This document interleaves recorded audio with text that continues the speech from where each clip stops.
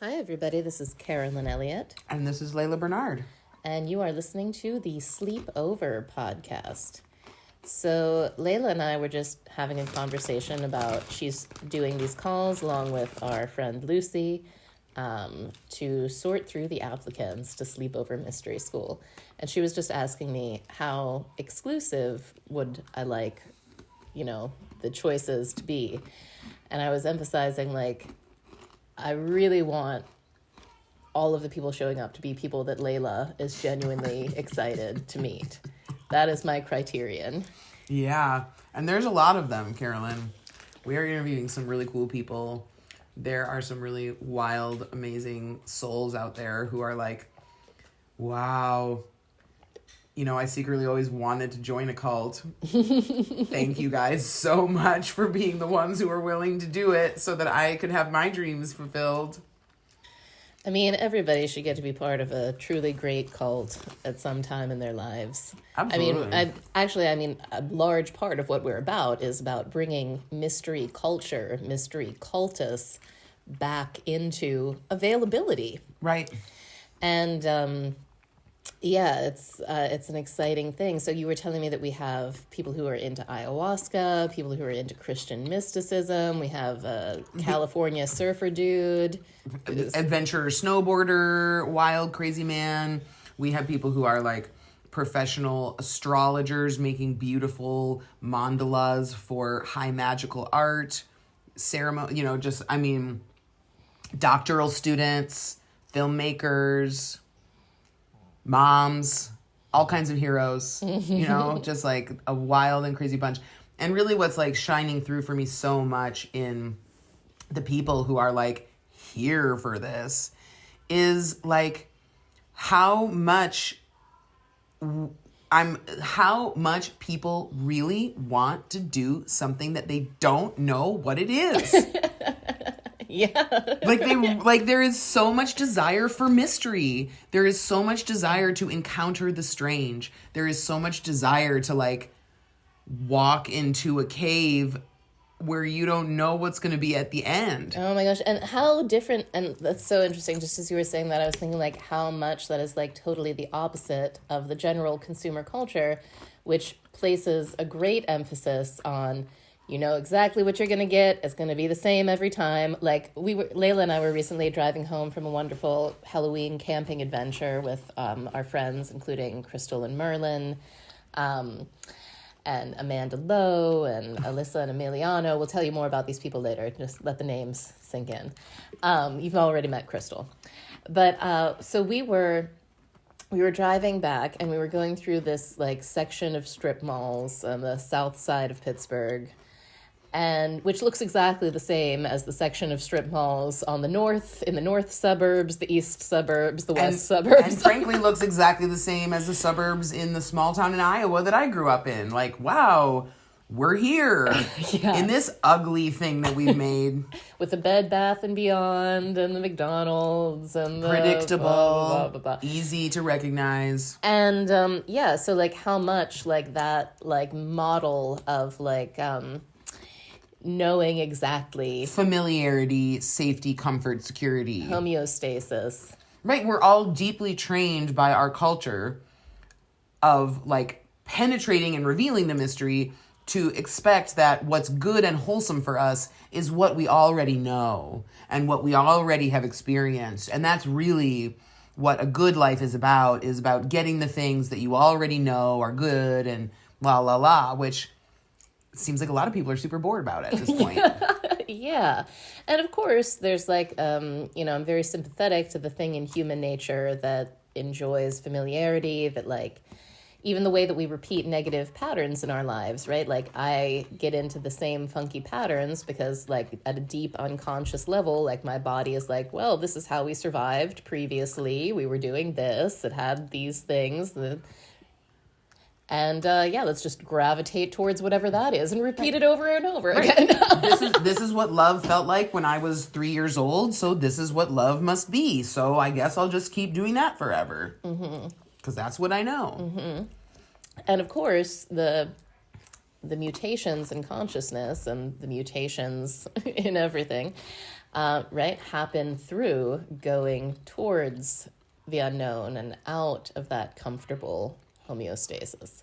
So it is really exciting to find that there's like a hunger awaiting this strange thing that we are offering. For sure. I just want to throw in this little tidbit that came into my mind of the amazing wisdom of our boyfriend, Richie Rudd, who was talking about, he was talking about how all sexual attraction involves some fear, and like we can't actually be attracted to one another in that like desire-filled way without a little bit of that fearful tension. Desire and fear are like, they go hand in hand, right? Like aversion and attachment, the same. Right. Yeah. Exactly. They're just holding hands. They're just the two sides of the coin. And just feeling how like the sexiness like can only be accessed if you are willing to face your fear of the thing that you want. And if you are completely unhabituated to experiencing fear and mystery as part of a beautiful discovery, no wonder we are so traumatized, because our culture so much emphasizes continuity and familiarity and comfort. And so when things are strange and confusing and outside of our comfort zone, we judge them immediately as wrong because we degrade the mystery. Yes. We're not willing to say, I don't know what this strange new thing is. I am unsure of what I have encountered, and stay in curiosity, which is how you would interact with a mysterious thing that you don't know. But we just so want the comfort of knowing what we've encountered that when we encounter something that's unfamiliar, we just say, well, now I know what it is. It's bad. You know what that reminds me of too is the way that like, and Nicole Dedone taught a lot about this, like the way that people find the energy of desire so uncomfortable that they're trying to end it immediately, right? Like, I want to climax, I want to get off, I want to get the commitment, I want to get the ring, let's wrap this deal up, baby. Let's not have to experience this longing and yearning and eros anymore. And so much of the art of expanding ourselves and being able to receive mystery, to my thinking, has to do with like extending the amount of actually like desire and pleasure that we are able to feel without demanding that it climax, without demanding that it have, Totally. Like, I feel what you're saying, that like desire is anticipation, not it's not getting it. Like you can't actually desire something that you have. You can just have what you have. You can be grateful for what you have. You can like take it into your heart, but that's a different energy than like desire. Yeah, well, even in love making. So let's say, you're really hot for somebody and they want to make love with you. Awesome. Even just like going very, very slowly and like being present with like, what is this electromagnetic field and what are all of the sensations that it entails, and like, how can we let this expand and nourish us and reveal things to us instead of just like, humping like dogs in an alley. Bless them. Humping like dogs in the alley. I mean, we all want to hump like dogs in the alley. Like, let's not.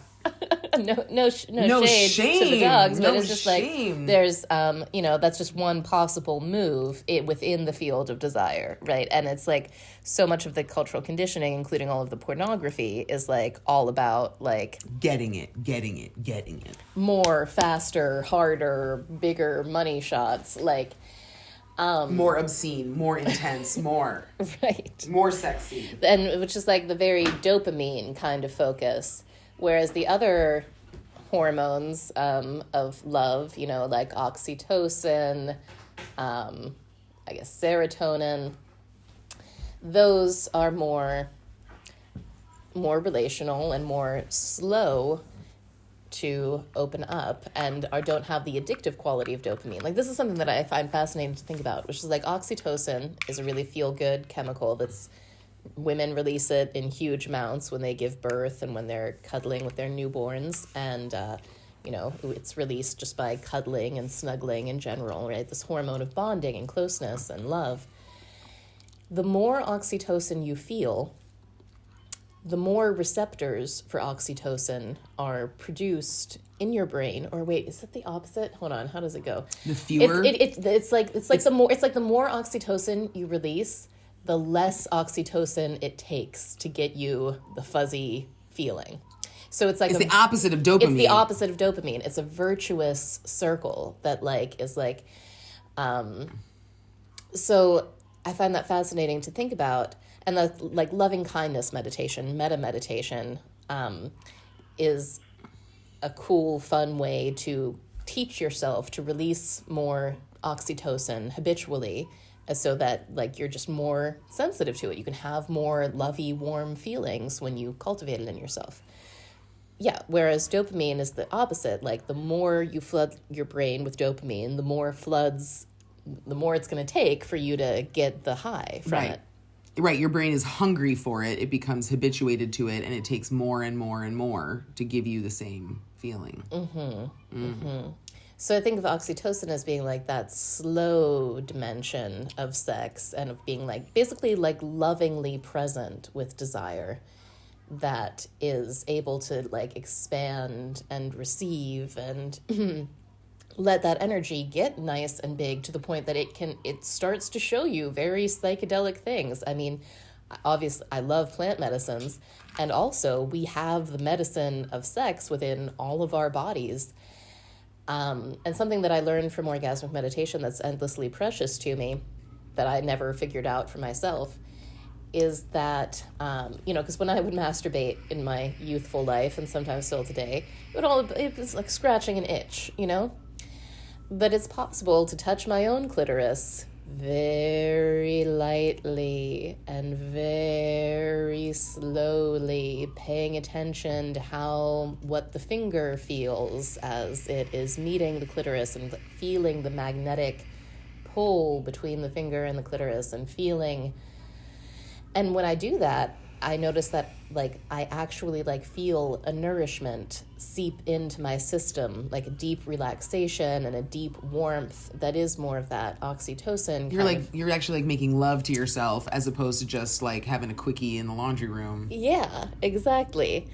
And that it's so cool to me that that is possible, and it's possible to experience that with others and give that to ourselves, that slow, connected, not pushing for a climax, not scratching an itch, but exploring and expanding that field of desirous energy, that electromagnetic field, which then, once it gets nice and activated, which takes some patience, totally opens up, psychedelic perceptions quite readily, actually. And it's just cool to me that that's endogenous to our bodies, and all it takes is a bit of patience and slowness to activate that. Yeah. And of course the same could be said of breath work or ecstatic dance or anything else. It's just we're so enculturated to not move in ways and not touch ourselves in ways and not breathe in ways that open those up. Well, and we're also so enculturated into getting the thing. We are so not... you're a big loser if you don't get the thing. Right, okay, so personal story, I was hanging out with a really cute boy last night, and at the end of the evening, we both totally wanted to make out with each other. Very clearly. Would have been great. The desire was there. But when the conversation happened of well, should we just go back to someone's place and keep hanging out? I was wow, I really want to, but it will be so much more hot to think about it for a while. And feel into that mystery. Feel into the mystery of what is it gonna be? And my sweet date was well, so do you want to hang out tomorrow? And I was how about the day after that? And he was really like, oh, so you're like putting it off. And I was like, yeah, like I want another day to be like smiling in anticipation about it, because that is also part of the gift of the makeout sesh that's definitely coming to me. Like definitely in my future, it's there. I don't need to worry about it. I don't need to wonder. And I get to like get off the entire time as it's coming. And like, why would I rob myself of that? Like, so sad. Like, why would I just like try to gobble up this beautiful meal like a dog scarfing up dog food from a dish, as opposed to being like, ooh, the presentation. I know I have my appointment. I have my reservation at the restaurant. I better put on my nice clothes. I better like really think about it, wear my perfume, like really enjoy the whole knowing that it's coming and that it's something that I want. And like knowing that something that I want is coming is like just... You want more nuts, Lulu? We can get you those. Just like knowing that something that you want is coming is like foreplay. Like it's hotness. And like, you know, when you get it, you just want the next thing. So like, clearly it's the like in process thing that we all need to learn to be like in the joy of, and not be like, damn it, I'm feeling this like hot anticipation. I wish it would just get here already. So I could go back to my numbness. And then like frantically search around for the next thing to want. Yeah. Oh, Yeah. Bruce is going to get you more nuts. They're going to get you more nuts. Yeah. Hey, everybody. Okay, wait 1 second. Yeah, so the expansion of desire in attentive presence. And, so the fear side of desire. I was interested when I read Richie talking about that, because at first it was, like, hard for me to understand. I was like, I'm not afraid of desire. I like to plunge right into it. But thinking about, you know, the history, let's just say, between men and women, right? The battle of the sexes, our amazing attempts to control each other in various ways, the huge psychic wars and physical wars that have gone down. I mean, it does make sense. So if I recall correctly, he was talking about like the sexual energies are going to get more and more sublimated, and people will be reproducing less and less, and that, you know, sort of like the population on the planet is going to go down just as everybody starts sublimating those energies more into their creativity, into their hearts. And into like the projects that they do with one another, and into like the beautiful things that are created, and like as the fear of one another and the like need to like own and grasp and control and like create, you know, little children that are like ours, like as that fear and need to have dissipates, then loving connection that is not based on like getting, like making more will emerge. Like as we fear each other less, we like grasp for each other less. And we just sit with one another and like do what needs to be done. Yeah, so what's interesting is like I hear in that, like there's one level that it strikes me as like, oh, maybe that's like kind of dystopian, right? Like a deadening of desire and fear. But I can also see how like, no, that's actually more like just the tantric kind of enjoyment of like, these energies are still present, they're still moving, we're just being with them in another way. Right. I mean, it's not like, I'm not sure that I heard Richie say that there's going to be less sex. I heard... Yeah. Did you say that? I thought he said that. I thought he was like talking about how like we're gonna, in like the 55th gene key, like we're gonna get like more and more androgynous. The 59th gene key. One of them. I think that's the transparency. Anyway. Because the sex is happening inside of us. Like we are internally sexing up ourselves and have less of a need to like look outside of ourselves for the other thing that we're wanting. Anyway, which like brings me back to like the fun energy of like the adolescent sleepover party, which like, you know, what I love about the adolescent vibe is that it is paradoxically so innocent. It is still very childlike and innocent in the ways of the world. And yet it knows the adult world. It knows the terrain. It knows the activities that adults can play, but like doesn't have to play them with such seriousness and intensity. Like we can be friends. We can be boyfriend and girlfriend and not husband and wife.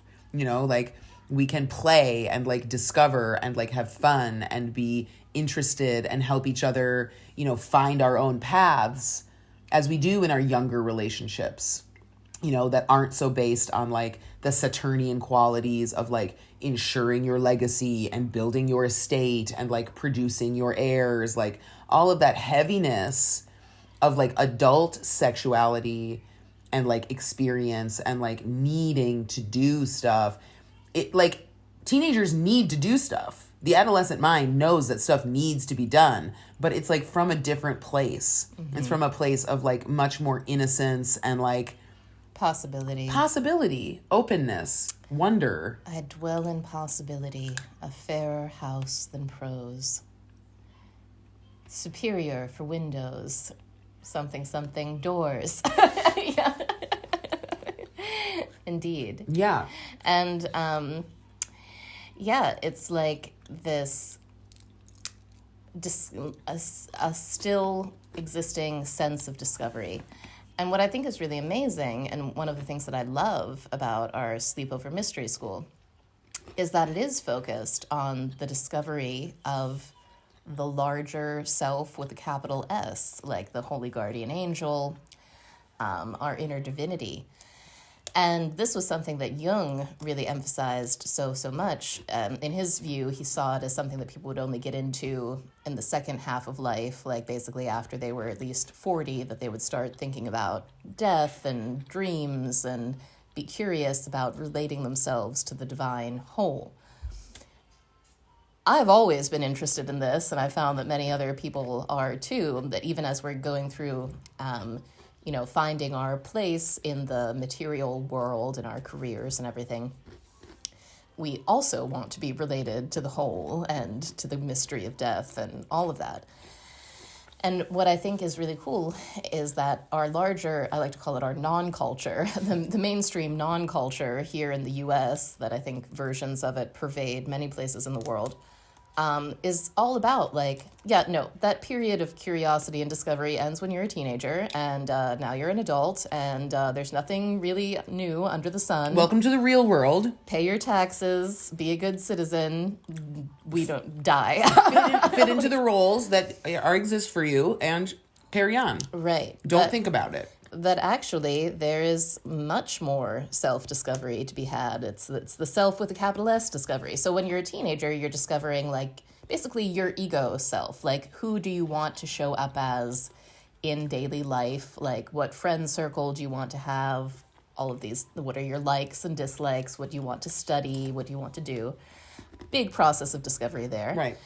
And what's cool is that can continue to evolve as we get older, right? Like, we can know who we are in sort of a basic, personality way, and enrich that and add to that, with the discovery of the interdimensional beings that we are. Right. Constantly asking, what music do I like? Who are my friends? What do I like to do after school? What is my thing? Who am I being? Who am I becoming? Is really not a thing that ever stops if you're open to it.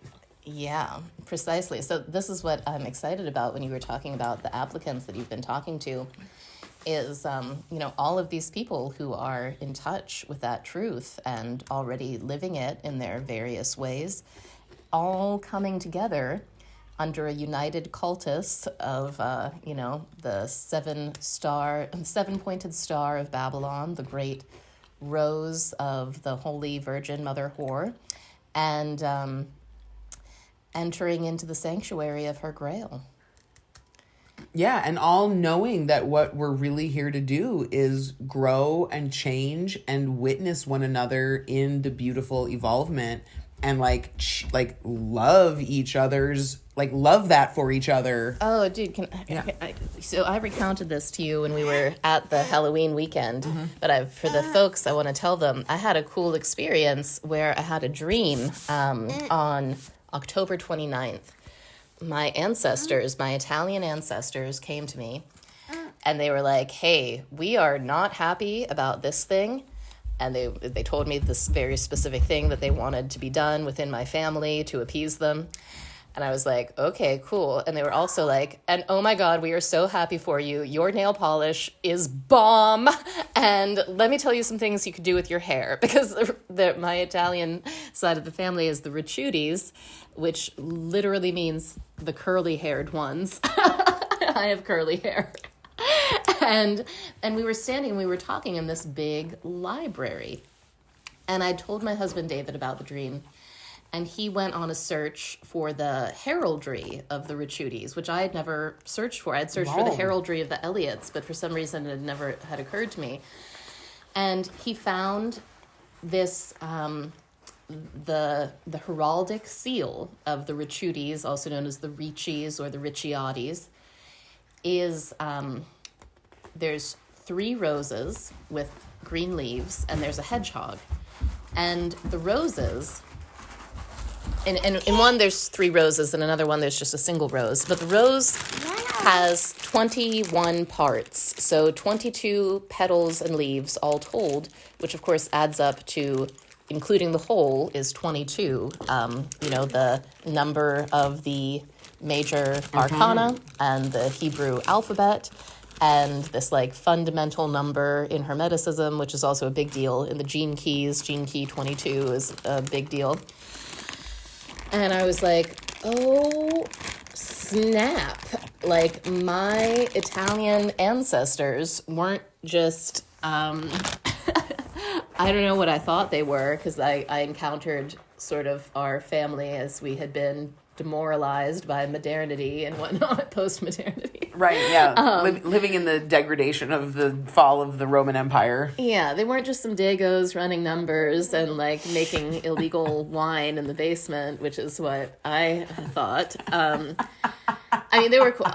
They were also that. They were also that, but longer ago, hundreds of years ago, they were serious hermeticists. They were in touch with the wonder of the rose, and I was like, hot damn. And they came and they spoke to me. I had prayed for a healing dream that night, and they had come and they had given me specific information and taken an active interest in my life.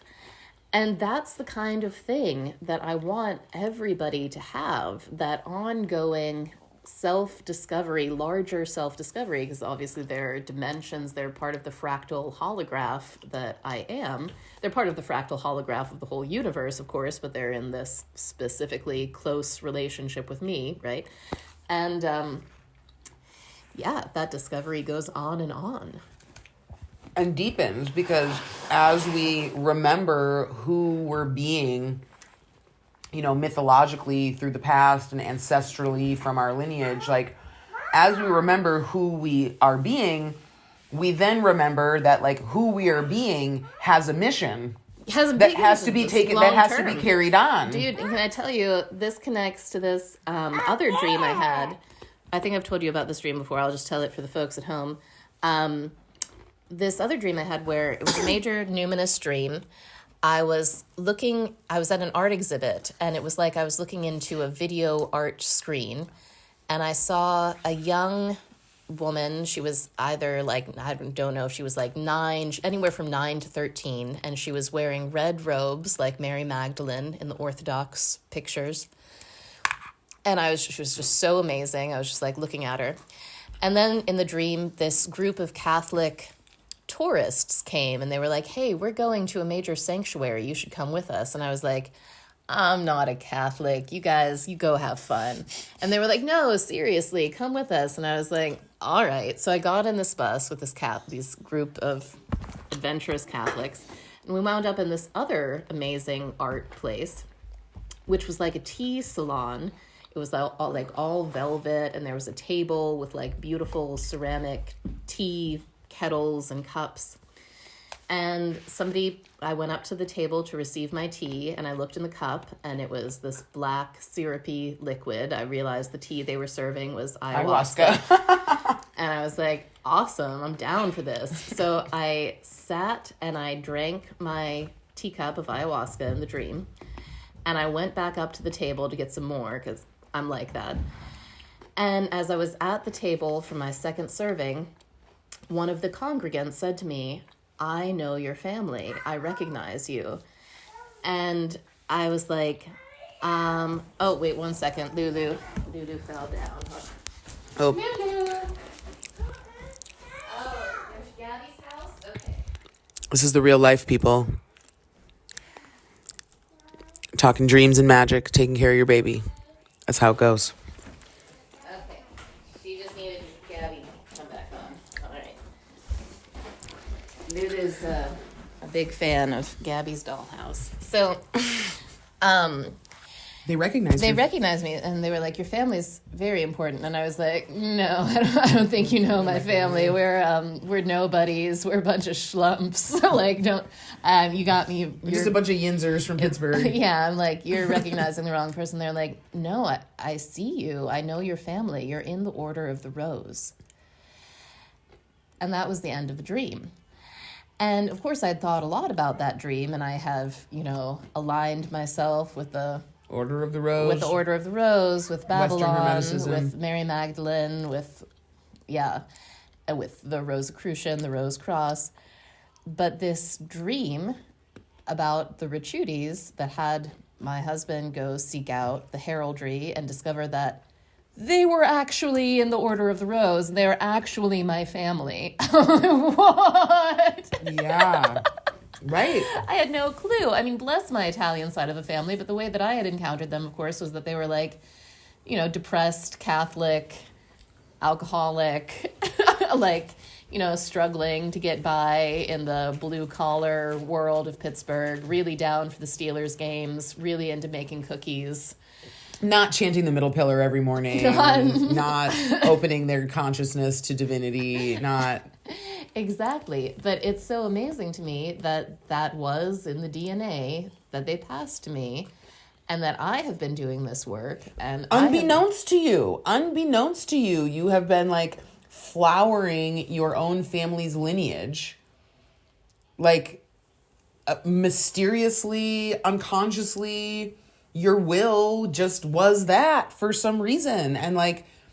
That's not because you are a special human who is chosen. Like, all of us are doing that. All of us have major magic somewhere in in our DNA. And when we start to do this work that opens us up and invites that in, we start to get very clear messages about it. And also, like, I want to say how much I admire the, like, sweet...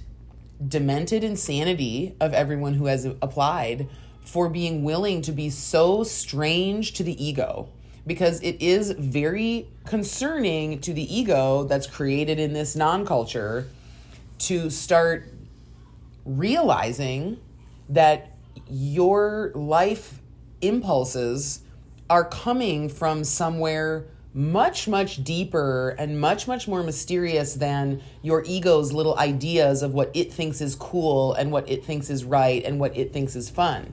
Like, it is not at all what it thinks it is. And, I have a sister who...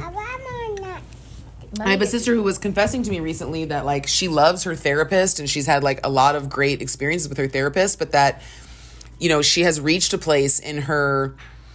spiritual communion with her ancestors and her guides where she no longer can tell her therapist about it, because she's like, I know that my therapist will think that I'm crazy if I'm telling my therapist that I'm like hearing voices speaking to me and, seeing rune sentences flash before my eyes in meditation, like to the ego mind, to the Western enculturated mind that like really believes that all we are is a little individual meat suit that was like triggered by our conception, and we'll run its machinery down, and we have to figure out what to make out of it. Like, we're running it like a little robot, and like we're running it like the pilot of a little robot. And then when the robot runs down, we're dead with it too. And like, how sad that conception of ourselves is, and how also sad it is that like we think that we're insane. Like, our ego really wants to tell us that we're crazy, when we remember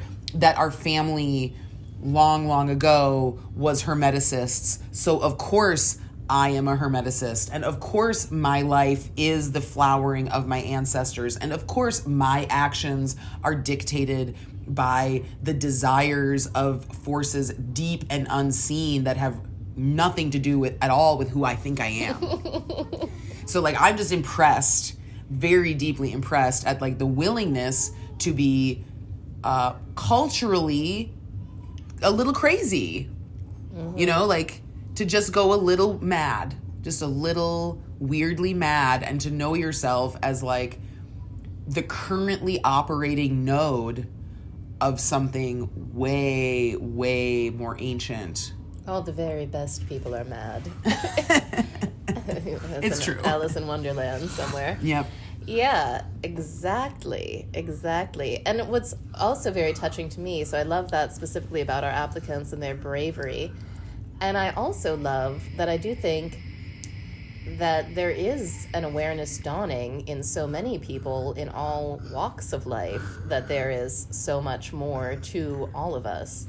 Like, I think it's been a very long time since I talked to somebody who was like completely asleep to the wider mystical possibilities. Like, we had a guy come to our house to fix the washing machine not that long ago, and he was like a total blue-collar yinzer dude. Could have easily written this guy off as just the like, most boring regular old dude. Just like, I know you witches listening could have easily looked at this man and been like, boring, nothing worth talking about. But he was totally geeked out about magic and nature magic and his druid ancestry, and was like, and his like talking hot about it. witch wife who like turns him on so much with her fascination with magic and all the crazy spells that she does and all the weird alternate universes that they've experienced. I mean, it was eye-opening, Carolyn. And so it makes sense to me. I mean, of course, it's still rather tragic, but it makes sense to me why, like, magic mushrooms are still a Schedule 1, like, substance on the federal level with, like, no medicinal use and highly detrimental. And it's like, because whatever those people making those rules are, they know that they are benefiting from people being sad and disconnected and lonely and willing to spend... And small. Just like so small having and so atomized. Yeah, having a small conception of themselves, conditioned by dogmatic religion and dogmatic materialist science. And they know that were these mushrooms freely available and people could just, enjoy their curiosity, be like, well, what happens if I take one? Oh, I start to feel expansive. I start to become more aware of the light on the leaves. I remember how much I love my friends. I remember how much I love, a leaf on the ground. Right. Like, you can just feel the love in your heart for the thing in itself. And of course, like, these mushrooms, I mean, I feel like it's indisputable. Maybe people would still like to dispute it, but that they played a huge role in the evolution of our consciousness. And like Paul Stamets, adorable man that he is, talks about how they're a nootropic. They are like, they just make your brain better. They make more neural connections, more everything good. And it's like, of course, our non-culture has to make that illegal to stop the natural flowering of, like, our knowledge of ourselves. Yeah, and our relationship with this, like, oldest living teacher on the planet. Like, mushrooms were here before any other life was here, right? Fungi. Yeah. And anyways, just thinking about how, like, magic will out. Magic will out. And the Pluto and Scorpio generation, I have great, great affection for, because I have not met anybody in the Pluto and Scorpio generation who is not at least somewhat turned on to the mystery. For sure, for sure. I mean, I do feel that that is like the great task of our generation, is to be like, oh no, guess what? We're upsetting the apple cart because we are not, like, we're not going to tell you what the mystery is, because it's a mystery, of course. But we're definitely going to be talking about the fact that the mystery is real. And celebrating it. Absolutely. Yeah. Yes. We're absolutely not going to be living in fear of the mystery. We're not going to be shunning the mystery. Oh my gosh. You know what? Speaking of, like, the mystery, something that I find so interesting is, like, this pervasive idea that God's goodness must somehow match human ideas of goodness. And that if things that look atrocious to us are happening in the world, that can't really be God's will, because God would never will something like that. So it has to be this terrible devil person or these terrible evil people. Corruption. It has to be some kind of corruption in the signal. Right. And I just want to say that, like, I have received so much joy and freedom in my heart from accepting the notion that divinity is a mystery. And, like Byron Katie says, reality is God and God is good. And it's like, whatever is happening, even if it is terrifying and super painful and super tragic and disruptive to us, is part of the divine will for our experience. And if we can really open to that and not just like be like, oh, not that's fucked up. yeah, but really, really open to that and be like, wow, like, I am created to experience this. This is part of what I am here for.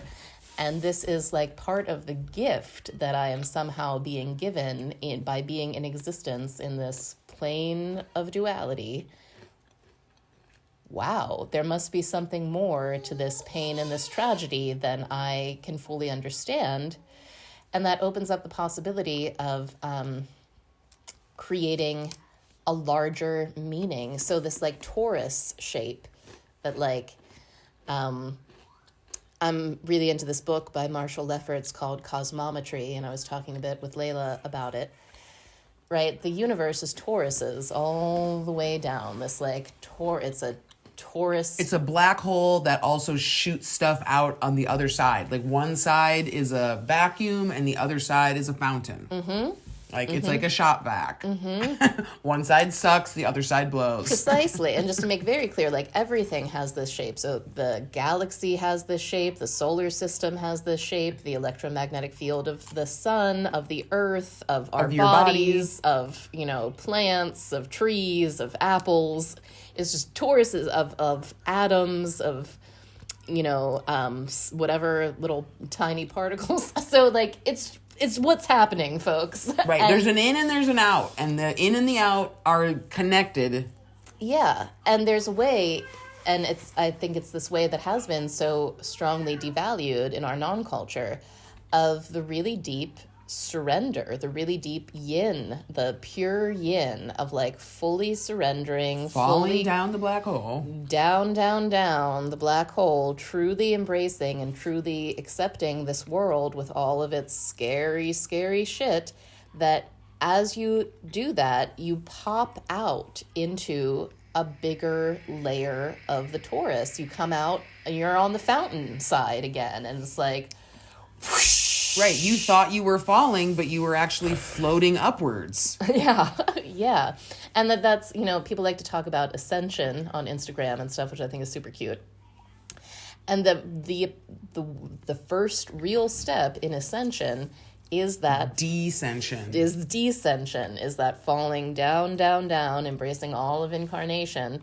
And that is when you start to realize that you're falling upwards and you're starting to, like, whoosh, up out the other side of the torus into, the light and the sparkles, and that's all really cool. And then you go down another deep, deep, deep yin, deep, deep total surrender, total death, and then whoosh, pop out on another layer. Well, and, like, God, Carolyn, I'm getting so much out of just, like, thinking about this, because if you couldn't see the shape of the torus and you were just in the field of it, pushing you around on its cycling, its ever cycling, like relentless action of sucking and blowing, if you couldn't see the shape, you would always just feel pushed in one direction. And you wouldn't know. You would have to decide whether you were falling or whether you were rising. You wouldn't know.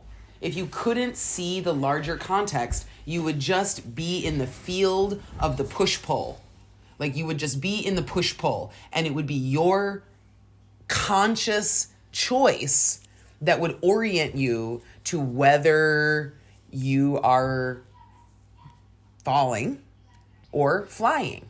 It would be entirely up to you to decide which sensation you were going to orient to. Are you going to turn your back to it and feel like, oh my God, I'm out of control and I'm about to smash into something I can't see? Or would you turn around and be like, oh my gosh, I'm being irresistibly drawn towards this thing that's right in front of me?